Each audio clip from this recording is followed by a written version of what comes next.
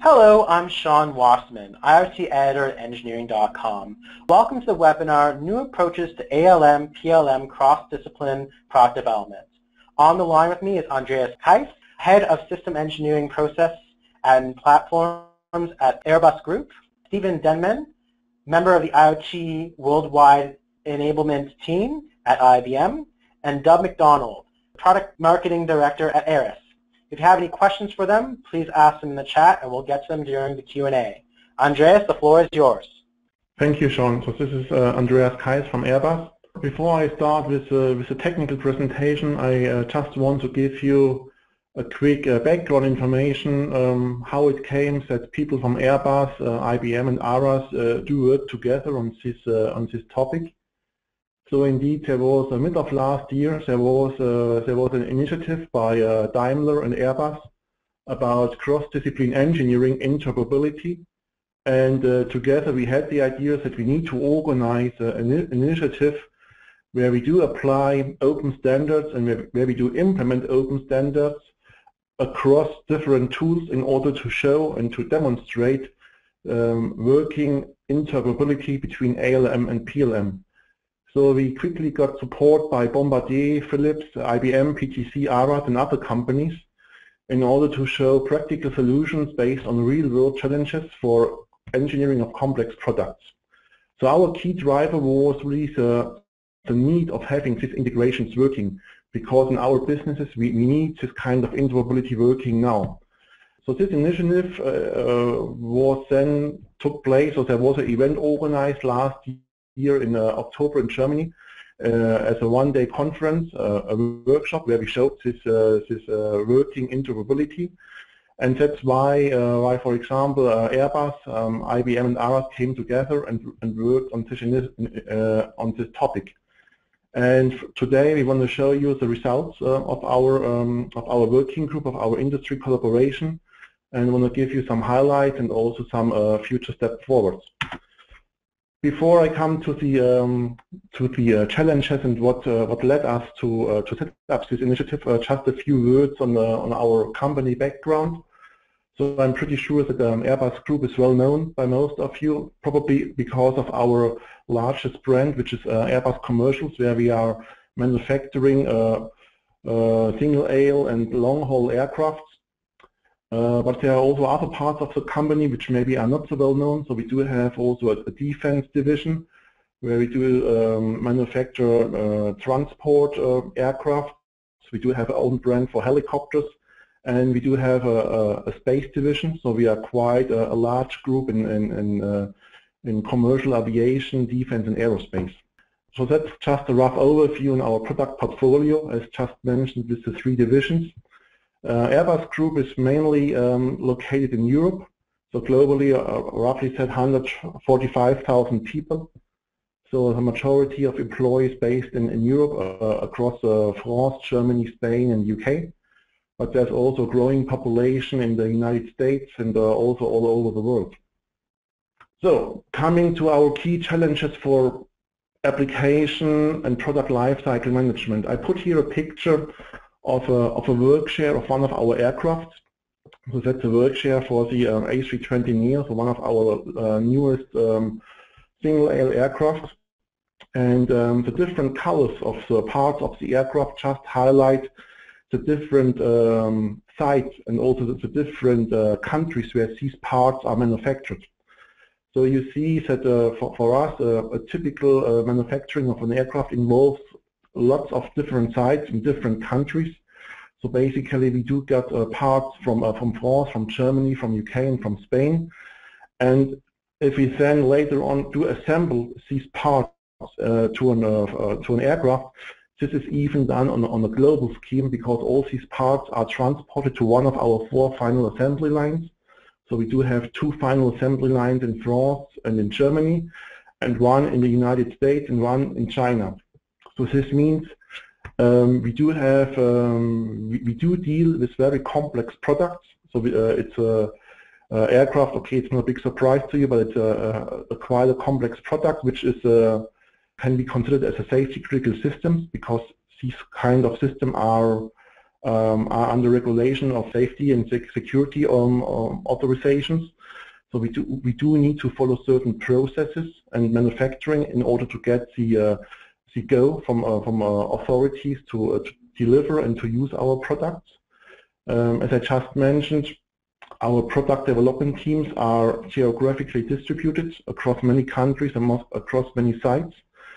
And in the background of that, also obvious, we do operate on a very complex IT infrastructure. So this means, this kind of combination of doing a complex product based on many different sites in different countries really gives us a challenge regarding our engineering, and especially also with regard to the interoperability between our engineering teams. So this also means we do have a big need for interoperability. We do use quite a huge set of engineering tools in our daily work. We do also use quite a lot of different set of methods and processes. Something I haven't shown on the picture before is of course also the so-called extended enterprise, where we also do have a quite close collaboration with our suppliers. So these also have to be integrated in our engineering processes, which makes the picture even more complex. And for our future products, so for our future product development, of course, we also need to come up with new innovative tools, with new innovations. We need to answer the complexity of new products with new innovative ways of our future products. So that's why we really need to find better ways of being able to collaborate between the engineers, but also between the engineering data, in order to make it really smooth working together, and also to be able to engineer our future products. So that's right now. So coming a bit more to the technical content, to the technical organization. So that's right now how it looks like today, roughly said. So basically today, of course, we do have our large deployment on our tools and data stored in databases, on local installations for different purposes. So we have tools for requirements, for analysis, for product definition, for testing, for geometry, for metadata, and so on and so on. And of course, on top of the picture, what you see here, of course, we do have our industrial processes, our workflows, how we do engineer our products. Well, there is kind of a gap in between, because quite often we do talk, and we are, during our engineering activity, we are too much focused and driven by the tools we are using. We are quite often too much constrained by the tools we are using. We do even talk too much tools rather than real engineering solutions, and that's of course a real issue, because that's exactly something which we should not do. And so basically what is our vision and what we would like to transform is to separate this tool layer and this data layer, and to come up with something which we call is a platform layer. So to really have a kind of an independent representation of the data, in order to be not anymore so much dependent on the tool layer. And on top of that, even a bit more to continue that vision, we also need to apply on top of this data layer, we need to create what we call engineering methods, basically these kind of methods, how to manipulate and how to work with the data. Because the real value for us lies not so much in the tools we are using, but how we create and how we manipulate the data, and how we are creating and manipulate the data based on some common techniques or methods. And that's basically something which drives us, and is our vision towards what we call an end-to-end engineering across the disciplines, because this also helps us not only to overcome these kind of tool borders, but also to overcome this kind of what we call this kind of silo-based engineering, so that we are really having here Department A is doing a certain discipline and has always to hand over to Department B, and both departments don't know who's made the latest changes and where's the data stored and whatever is the latest data, which leads to a lot of communication via email and telephone. I think that's all kind of good examples for bad collaboration. That's basically should not happen. And so here we really need to separate these kind of layers, really to expose, to have this kind of data layer and methodology layer working. And how is this? How we are implementing this? We will show you later on in our short demo and also on the other part of the presentation. So basically, by having this vision, we think, okay, this will really help us to break through the so-called integration barrier, which will help us really to respond more efficiently to change, because, well, working on such complex products like aircraft, where, for example, just to give you a figure, if we are developing a complete new aircraft, it's only in our company, it's very likely that some 3,000, 4,000, 5,000 engineers are involved at different stages. So it's quite a complex, a really complex organization. And of course, within this organization, a lot of changes regarding the engineering data is happening, and we need to respond. We need to manage these changes in a very efficient way, more efficient than just email and telephone, right? So here we really need a kind of a smart and efficient way. Of course, we need to deliver on time. That's also quite clear. And of course, we need to master complexity. As I just said, okay, it's quite a complex product with lots of people involved. And in order to implement that, and that was a key driver for our collaboration, especially here in this example with IBM, with Aras.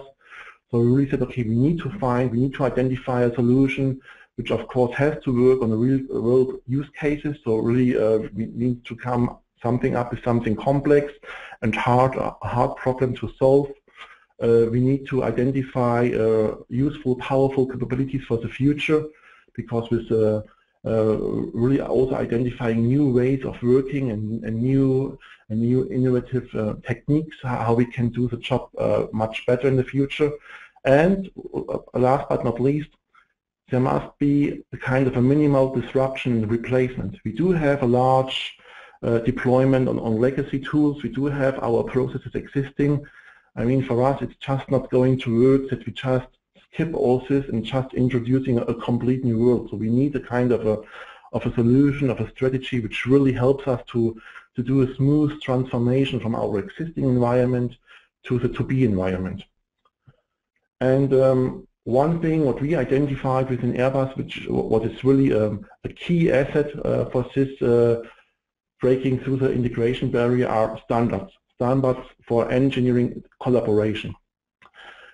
So we really think to overcome and to solve this future cross-discipline product development, we really need to base our work on standards. We need to exchange our data based on standards.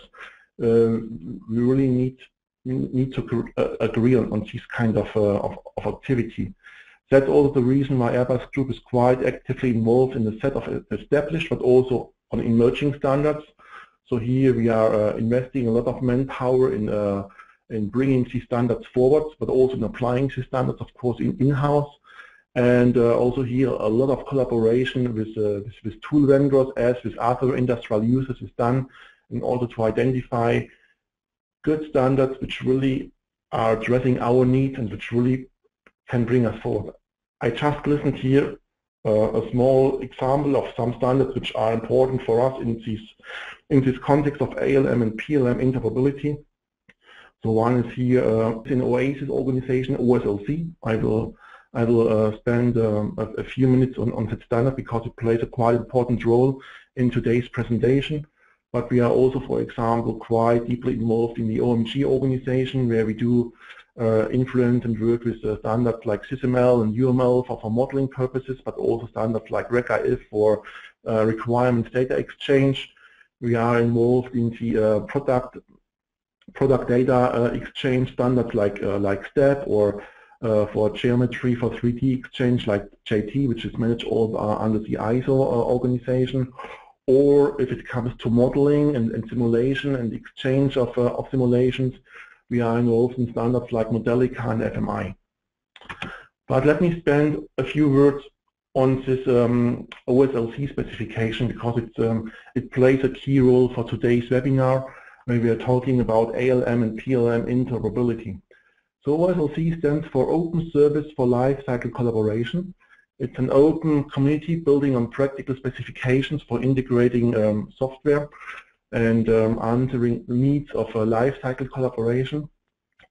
Technically, it's built on RESTful services, which, if you're not familiar, basically OSLC is building on the same technologies which we already know today from internet technologies. So it's already a well-proven and well-controlled and well-known and well-working technology. So the basic idea in the OSLC is to apply internet technologies for solving here collaboration issues in the engineering domain, which I think is a very good approach, because there's really no need to reinvent the wheel here. So we are really just taking here well-proven and accepted and working standards.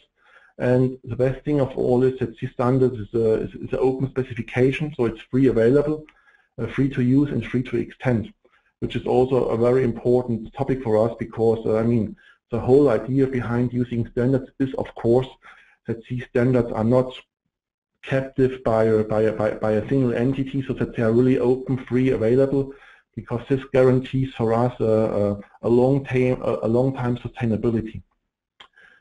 So OSLC, as I just said, is already is existing. It's a robust and a robust standard which allows flexible connections between different tools.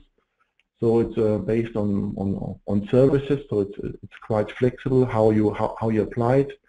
You are able to use it for analyze and to track and to explore your data, which really helps you to make better decisions based on your data sets. And finally, of course, this also helps you to reduce the risk and cost of your entire development environment. If you are interested in OSLC and more information, so please visit openservices.net. So that's the open community website, so open for everybody. So here you find a lot of useful information about OSLC. You find the technical specifications, you find wikis, you find best practices, you find a list of tools already supported by OSLC. Or if you are even more technically interested in a deep dive into the specification and how the specification are developed, then please have a look at oasis-oslc.org. So that's the official site where we do indeed develop OSLC specifications under the umbrella of OASIS. So just to tell you a few words of how OSLC is used inside Airbus, what are we doing with OSLC and why, and since when we are using this kind of standard. And that's just an example based on OSLC. I could give you a similar overview on all other standards I mentioned before. So OSLC was more or less invented or coming up in 2008. So that's also where we decided, when we got knowledge of it, to support OSLC. So we are here a very early bird adopter of this kind of specification of standards. So we did participate in OSLC, and we did support OSLC even in its early day, when it was not already under a standardization development organization, but in its early days it was just managed as a kind of an open web community. So then in 2013, so we made a decision that we should hand over the OSLC specifications to OASIS in order to guarantee a kind of a governance and full processes under a well-known and established standard development organization. So this happened in 2013. So since 2013, then of course Airbus has been a founding member of the so-called OASIS OSLC member section. And since 2013, we are also an elected member of the steering committee of OSLC, who is helping to develop and to evolve OSLC and to really make it wider adapted. And on the technical side, of course, we are since many years also a contributor to the technical specifications of OSLC, in order to bring in our needs and to address our needs. Internally, how we use OSLC inside Airbus. Of course, we on one side we do a lot of promotion and adoption of OSLC in our European Embedded Systems community. So, for example, we do collaborate with other industry partners, with other tool vendors, within European research projects about adoption and extension of OSLC and how it really can be used for different use cases. In-house, we also use OSLC to develop tool adapters, OSLC adapters for our own in-house tools. I mean, what I said earlier, of course, that we do have a kind of a large set of tools, of legacy tools, which we have to take into account for our engineering collaboration. Yes, this is true. So, but this large tool set is, of course, somehow divided into the tools which are commercial tools, commercial off-the-shelf tools, but also we do have a lot of in-house homegrown tools, which also needs to be somehow integrated and to be made part of our collaboration environment. And for that purpose, a specification like OSLC is just a perfect fit. We do have made OSLC part of our research and technology roadmaps. So we do apply it and we do evaluate it and we do use it and we show, okay, how it really can work in our operational environment. We even made linked data, which is the technology foundation of OSLC, and OSLC part of our selection catalog for questions when we now do select new tools in ALM and PLM. So if there are vendors who want to sell us tools and these tools don't support open standards, I mean, that's really now a problem for us, because that's something we don't accept anymore. So we are really also forcing our environment to invest in open standards, to use open standards, and OSLC is really a very good example here. And last but not least, something which is right now in our working area, because we see a real key challenge regarding OSLC, and something OSLC really can help. And that's also the topic of today's call, is in help to bridge between the different disciplines like ALM or MBSE and PLM, because here we think, okay, OSLC is a good technology which really can help us to bridge the gap between MBSE and PLM.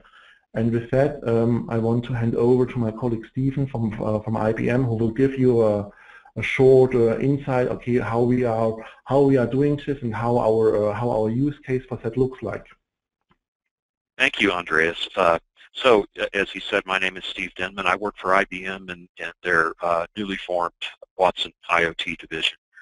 And what I want to talk about now is extending, building on what Andreas has just presented. If you think back to the slide where he presented a layered view of their engineering tools world with tools and data at the bottom, and then all the way at the top, enterprise processes and layers in between, that slide could easily describe almost any of our customers. And so we are facing some really big challenges, and customers are coming directly to us saying, you must do something about these problems of integrating best-of-breed tools together and making them work all the way up there at the enterprise process level. That's a big challenge. We have formed a strategic partnership with Aras to pursue exactly that. Aras has also heard the same thing from their customers. They came to us saying, we're hearing the same things, let's work together. So we've joined together to form a strategic partnership. We're looking to address those challenges, the ecosystem complexity, how to enable system thinking across the entire product lifecycle, how to address connected systems and products and devices that are exchanging data and sending data back to the cloud, and so on, and ultimately find some better ways to integrate tools, engineering tools, even manufacturing and operational support tools across the lifecycle. We're looking at emerging standards and existing standards, and also the cross-industry collaboration efforts that are going on, such as the Crystal effort in Europe, which we're participating in. We're looking at these things as enablers to really make it possible for us to pursue better approaches. The goals here in this partnership is, obviously, we want to come up with an integration between our two offerings, but we're focused on more than that. What we want to do is enable a much more seamless multi-vendor tool ecosystem that supports cross-disciplinary collaboration. Again, back to those top-layer processes for systems engineering, mechanical, electrical, electronics, software, and so on during the development part of the life cycle, and cross-life cycle. So from concept to development to manufacturing to operations and service. And so given that we're participating in these standards efforts and these cross-industry efforts, we have decided to create and publish an open reference architecture for ALM, PLM integration, but really even going beyond the conventional concepts of ALM and PLM into that notion of cross-discipline and cross-life cycle. So to go into a little more detail, here we've listed sort of the disciplinary or functional areas addressed within our two product domains. And we're showing two notions here, or ideas, that sort of cut across our domains. So the two key aspects here that we and Aras have in common, or ALM and PLM in the general case have in common, is the idea of a digital twin and a digital thread. And the digital twin, that's about the product configuration across the entire life cycle. It's about the integrated view of that product configuration, not a siloed view from an ALM or a lifecycle management system that perhaps has systems engineering and software and maybe some other test-related artifacts and processes managed in it, and all of the processes and artifacts that are managed in the PLM tool. We need an integrated view of both of those. We also need an integrated view of the change to the product configuration across that entire life cycle, so hence the digital thread. The idea here, as Andreas has mentioned, and again, I'll just say that the challenge that he described that Airbus is facing, that they are trying to address, is not much different than the challenges we are hearing from all of our customers across nearly every industry we sell to. And in fact, I just saw a question appear a few minutes ago from a gentleman asking about how much this might apply to mineral processing and heavy chemical industries. Great question. And we'll try to sort of address it here, although we're quite focused on our example, the example we're presenting today with Airbus and the Crystal use case. But that said, your question is completely valid, and if others of you are coming from other industries, please know that we're very focused on solving this problem across multiple industries. So the idea here is to support an entire product lifecycle, and that means it's got to include early concept as designed, as built, as maintained and operated, and so on. I mean, the entire life cycle from cradle to grave. The digital twin and the digital thread extend across that entire life cycle.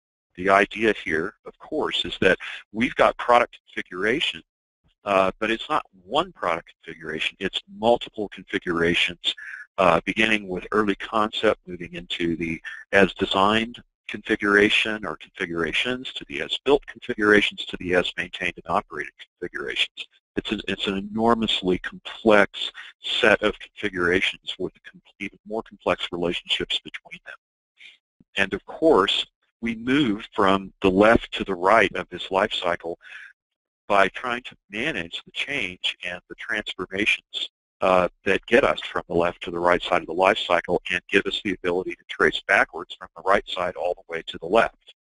This is critical, and yet for years we've been struggling, and really in most industries haven't developed really effective ways to handle this, though there are quite a few good efforts going on. There's also the idea of IoT these days, which really means something that in the aircraft industry in particular they've been doing for several decades now, and that is gathering data from just a huge number of sensors and computers and a lot of software that are embedded in their aircraft, and again, substitute your own industry there, and this data coming back to the internet. Now we call it the cloud, right? And then here's the question. We gather all this data, what do we do with it? Well, we want to analyze it. We want to understand what's happening to that product as it's operating. But we want to then be able to apply that in this view of sort of the product life cycle to improving the product. First, way to the right side of operating, repairing, maintaining the product, moving back, making it better at the as-built stage, and moving backwards further, making our design better for the next generation of the product. The challenge here is huge volumes of data, and how do we correlate those with what we know about the product definition across the life cycle? That is not easy, and that is exactly what we're trying to address here in this collaboration. So let me now focus back in from the general to the specific. What we're addressing here in this collaboration with Aras, IBM, Airbus, and the other Crystal project partners is a sort of a key notion. We're going to zero in on the idea of change management and, more to the point, impact analysis. So the reason this is such a big focus is impact analysis as a part of the overall change management process touches a number of different disciplines. It can, in fact, require you to look at product configuration data across the life cycle, again, as designed, as built, as operated, and so on, and be able to analyze all of that and understand what will be the impact of the requested change. This is no trivial task. Most of our customers tell us this part of their job is enormously difficult and fraught with challenges and issues. So this has become a focus of the Crystal project, how to enable this particular process, because they've come to believe that if they can address this, they can address many other of those top layer processes in that slide I referred to. So I'll hand this off now to Doug from Aras and let him describe to you the actual use case involved here. Hey Steve, thank you very much. So as both Andreas and Steve have described, the goal of the project is to develop the reference architecture for integration between ALM and PLM. And obviously we wanted to go a step further than just developing the architecture. We actually wanted to create a prototype of an integration based on this architecture and using OSLC, and then eventually to productize that integration between our respective products. So to be able to drive this, we needed some real-world use cases that we could use to help us refine the specification and test the prototype. And so we reverted to a public use case that is available, which is described here, and it actually concerns the de-icing system of a regional turboprop aircraft. So this is a system that nicely combines mechanical, electronic, and software components in it and has a manageable level of complexity that we can use to drive this exercise. So the part of the use case that I'm going to show you here, just to illustrate how the integration between the tools work, concerns a change in the requirements, and that the certification authority has requested or required that a relief valve open at a lower pressure than was previously required. And so the use case I'm going to walk you through now shows how that we conduct the investigation and eventually implement the change that allows this change in the requirement to be accommodated. So I'm going to go back to the layout that Steve showed you a few minutes ago, where we have the ALM system on the left and the PLM on the right. And I've overlaid on this the process that we're going to walk through, and I'll take you through each one of the steps in a moment. But just to point out that both of the systems here, because this is just a prototype, we've simplified the architecture a little bit. And you know, going back to Andreas's slide about all of the different tools, we've actually got these two systems here actually covering some multiple requirements here. So over on the right, the Aras PLM system is actually acting as both the PLM system for managing hardware, as well as performing the overall coordination and synchronization of the processes.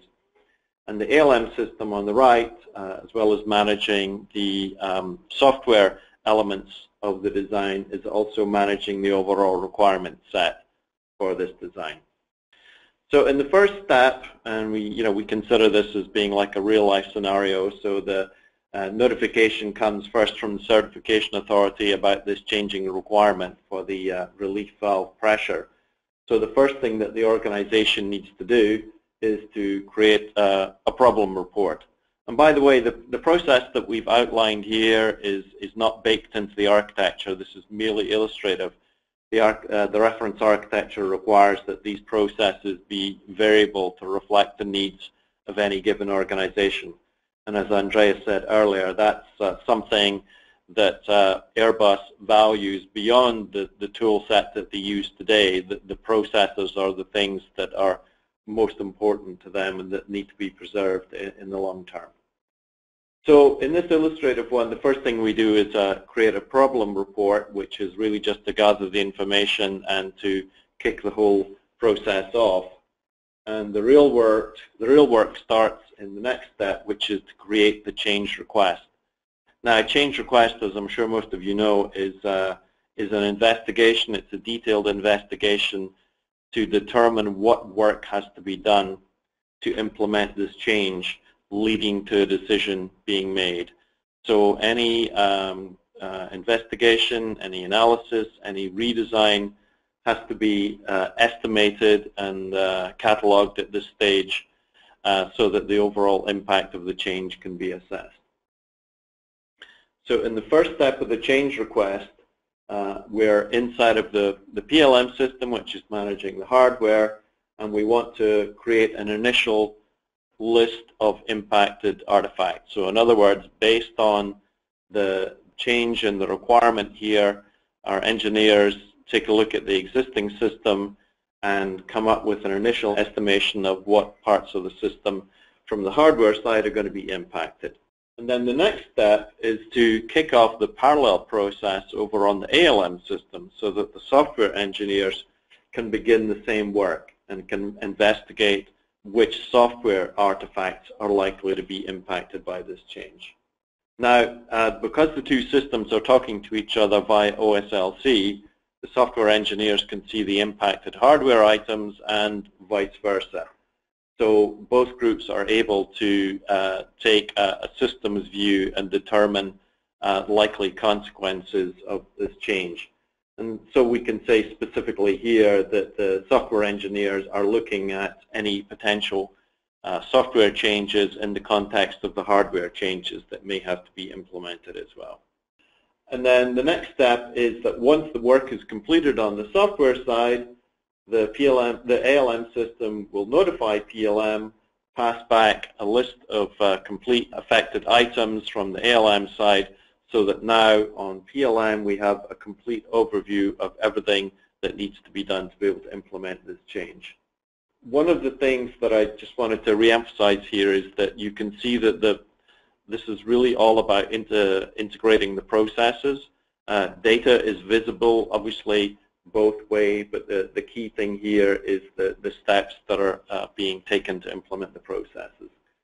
Another point I'd like to make is that from the point of view of the users of these two systems, they can be largely unaware of the work that's going on behind the scenes to integrate the steps here. So for example, when a change request appears in the ALM system, the software engineer doesn't necessarily know that this is one that's been triggered from the PLM system as being as opposed to one that's been initiated from within the ALM system. So we're trying to minimize the impact on the users as much as possible and keep their way of working simple. So now we've completed all the work required in the change request, we can make a decision as to whether we're going to go ahead with this change order, and we decide we are. So now the final steps are to take the results of all of the investigation that we did in the change request side and authorize the work to be actually undertaken on both the PLM side for the hardware and the ALM side for the software, leading to the change order being completed, all redesigns finished, everything approved, and the whole thing closed off. So one of the benefits of this is that we now have complete traceability because the systems are linked all the way through and under the control of a single process. We have complete traceability all the way forward. So at any point in the future, if we need to go back and investigate how we implemented this change and how we got to the result of that change, we can do that. We can trace all the way back to the start of the request from the certification authority and see all the work that we did resulting in that change order. So the benefits that we're targeting for this, and it really goes back to what Andreas was saying at the beginning, is that we want to have greater visibility, coordination, and traceability across these processes. So we don't want to be locked into the way that a particular tool is working or within a particular discipline like mechanical, electronic, or software. We need to be able to take a systems view, take everything into account, and to be able to have complete visibility across the tools of impacted information and traceability so that we can respond effectively, respond quickly, minimize the amount of rushing around and phone calls and emails, as Andreas mentioned, have everyone able to see what's going on, what the current status is, what still has to be done, and so on, using the tools that they're familiar with and that help them to get their individual jobs done. Now, we want this to be sustainable over time, which is, again, why we're abstracting this beyond individual tool sets that exist today and focusing on the reference architecture so that over time, one tool can be replaced by another, and yet the ways of working can be preserved. Okay, we don't have time for a full demonstration today, but what I'd like to do is show you a quick 1-minute teaser video of the system working in practice. To develop tomorrow's products today, you need to coordinate hardware and software development better than you have in the past. To achieve this, we've taken a new approach to connecting ALM and PLM. In collaboration with Airbus, IBM and Aras have put together an open reference architecture that's secure and sustainable, using OSLC industry standard. It spans mechanical, electronics, electrical, software, and firmware across the lifecycle, providing visibility, collaboration, and traceability from the system level, using current processes and tools with minimal disruption for reduced risk and cost,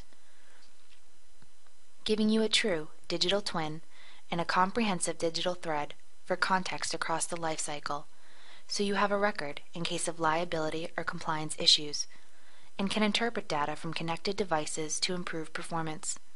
This represents a breakthrough, enabling you to better coordinate the development of tomorrow's next-generation products today. Find out more at aras.com. Thank you. So if you'd like to see the full demonstration, we will be running another webinar tomorrow at the same time, 11 o'clock Eastern.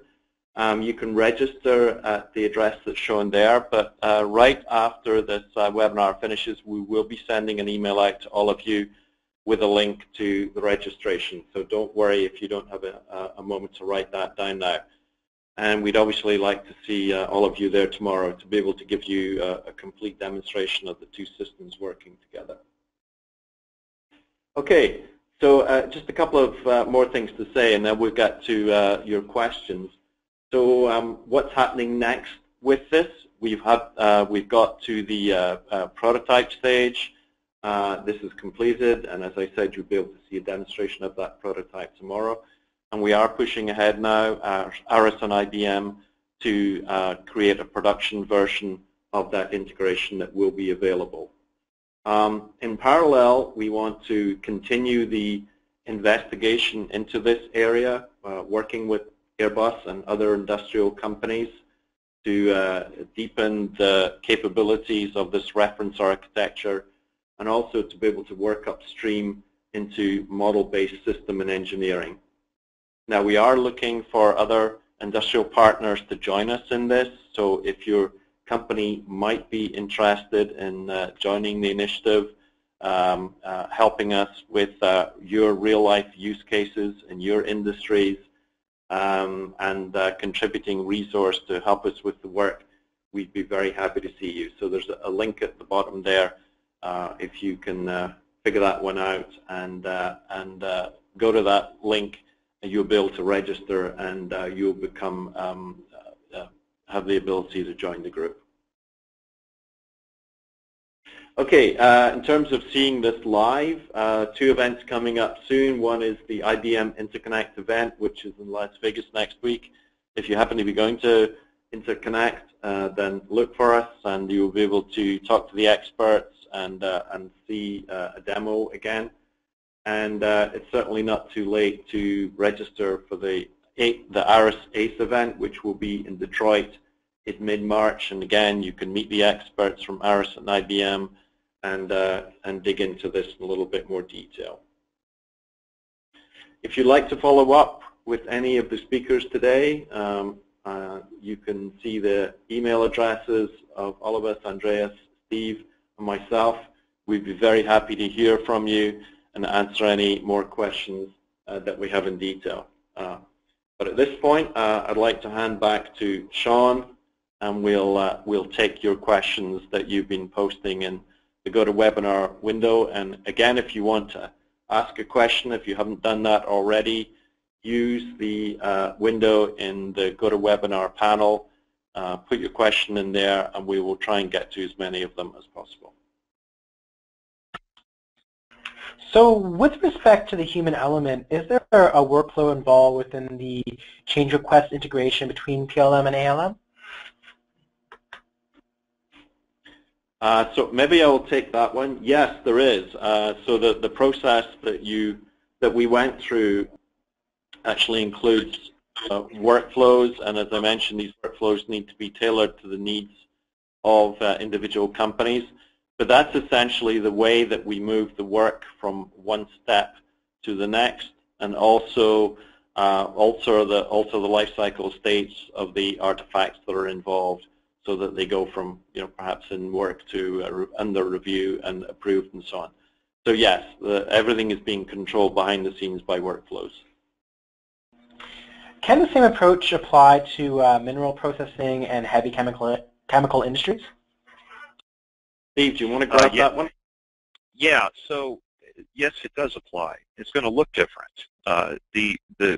In chemical processing, oil and gas, power, mining, minerals, all of these industries are very asset and process intensive. You're not instrumenting the product. You're instrumenting the means of getting the product to the consumer or customer. And that involves a lot of big, heavy, expensive assets. In mining, it's mining machines. In chemical processing, it's the processing plants. It's the means of distributing the refined product after processing, and so on. Those involve huge, expensive assets that need to be, first of all, conceived, designed, built, and operated. More and more, they're being instrumented, yes. And so a lot of data being produced by those assets and coming back to the cloud, and back to what I said before, then the question of, and what do we do with all that data? Is it useful? How do we make it useful? How do we actually get a cross-cutting view of everything that's happening in this gigantic, exploratory, recovery, transportation, processing, distribution network? So yes, it does apply. It just applies to the assets. What has been the challenge with ALM and PLM integration to date? So I take this is Andreas from Airbus. So challenge for ALM PLM today is basically it's really that we have to bring together two different disciplines. So for us in ALM, it's typically people with a software education background, and the PLM it's more the mechanical guys. So we do have a complete different kind of education. We do have a different kind of how people work. We do have complete different processes. So just the way, for example, how to create a new configuration is for a software guy complete different, much faster than for the mechanical guys. So it's also, of course, lots of different vocabularies. So both Those domains have their own well-established language, domain vocabulary, and that's pretty difficult to bring it together. So in my opinion, it's not so much the challenge regarding technology. Of course, what we need in terms of technology is exactly what we are proposing here. We do need open standards to bring this together, but just open standards, of course, is good, but not enough. So we really need to translate, and we need to agree on common behavior and how we work together. So that's really for us the key challenge of doing this integration. So how do you align configurations and variants between ALM and PLM? I'll take a go with that one. This is Doug from Aras. Steve, if you want to jump in afterwards, feel free. That's a really good question, and that's absolutely critical to the success of this reference architecture. So we did very much focus on the process that we're following here to keep alignment between hardware and software. But the key to it behind the scenes is the ability to build a composite product configuration or bill of materials. Because unless you do that, you don't actually know what's in the product. I mean, it makes sense to say that. But keeping track of that as the product is going through both the maturation of the design and going through revision changes as that happens, and also as it's being impacted by the change process is where it starts to get difficult. So creating and then maintaining a composite bill of materials that we can then operate on is a crucial prerequisite for the success of this initiative, and that's essentially part of the work that we've done here. Steve, did you want to add anything to that? Yeah, I think you pretty well covered it, but I would just emphasize that, as I said in my part of the presentation, we're looking at the digital twin and the digital thread. And the thread, of course, is more about managing the change, and the digital twin is more about representing the product configuration. As it turns out, there are two, really between the two, probably the bigger challenges with the digital twin. The product configuration, the view of it across the entire life cycle, across all life cycle management tools and source tools. In the mechanical world and electrical, electronic, and software worlds, many different approaches to product configuration, product description have emerged, and they all have there are good reasons why they're there, but we are looking for ways to be able to integrate all of those together to come up with the true product definition or description or configuration of the product. That's a big challenge, and it's one that we are very intent on tackling and coming up with a solution that we will publish as part of our reference architecture. Which ALM tools are being supported right now? I'll take that one again. So what we're presenting on here today is a three-way collaboration, right? It involves a key customer, Airbus, and then an ALM company, IBM, and a PLM company, Aras. That's the focus right now. That is not to say that Aras and IBM are not separately pursuing other integrations with other products, and hence the reason why those are mentioned on that slide. So, and we've had several questions about this, so I'll just answer it in general. The answer will vary, of course, with each product you're asking about, whether it be, Siemens Teamcenter, Dassault Innovia, PTC Windchill, or a even longer list of ALM products. And so we're each pursuing integration strategies with these in various ways. The answer varies with each individual case. And we'd be happy to follow up with you to answer specific questions about specific target products or systems. If I could just add to that, going back to the goal of creating the reference architecture, that will of course be completely open. So some of the answer of this will depend upon the other vendors themselves as to whether they want to pick up this reference architecture and the time frame that they pursue that in. Perfect. How does this support MBSE? So I take this. So MBSE, so model-based systems engineering, is of course an important an important part of our product development, right? So with MBSE, we are able to front load a lot of activities in our product development process, so where we apply models, where we can execute models, where we do kind of a early integration or early testing of our systems. And for us, it's also important that we do have the bridge from the engineering activity, from the model-based engineering activity towards the manufacturing, towards the product itself. So basically, it just starts, and I think somehow it was shown today, what happens if there is a change in a requirement or in a regulation. So we need to know what is the impact on our functional architecture, and the functional architecture is somehow something, of course, we do develop in the MBSE. So we need to understand what is really the impact also in our models if something in the product is changing. And that's why it is so important to have this link between MBSE and this and PLM. So really to have this kind of well, it was called this digital thread. So really this kind of seamless traceability and impact analysis. So that's how MBSE and PLM is somehow connected. Well, I'd just like to thank Andreas, Steve, and Doug, and the audience for joining us today. If you came in late, don't worry. We'll have a recording of this webinar up shortly on engineering.com, and we're sorry we couldn't get to all of your questions. So take care and see you soon. Have a good one. Bye-bye.